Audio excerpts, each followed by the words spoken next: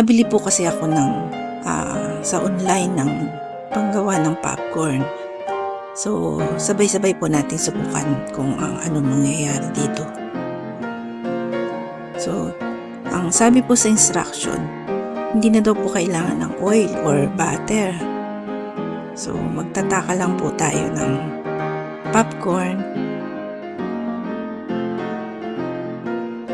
Tsaka po natin ilalagay dun sa machine.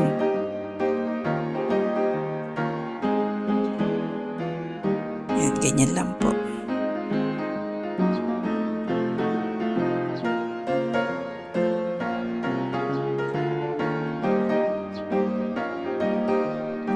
Yan, binuhos lang po doon. Yung kada salang po ganun lang po kadami. So, maghintay daw po ng 3 minutes at saka siya magsisimulang mag-pop. So, habang nag-iintay po tayo, paki-subscribe na po at napakalaking tulong po ng pag-subscribe nyo sa channel po natin.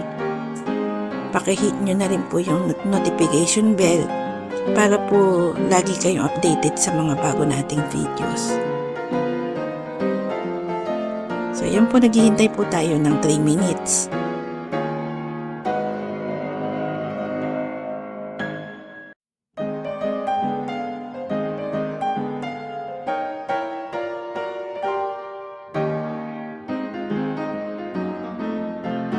Ang sabi po, hindi na kailangan ng oil. Tingnan lang po natin kung talagang hindi na kailangan ng oil.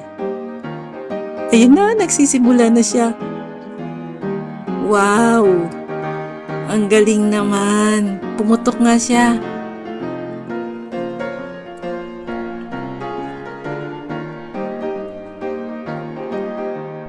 Nagputukan nga. Kaya lang disaster. Lumilipad siya.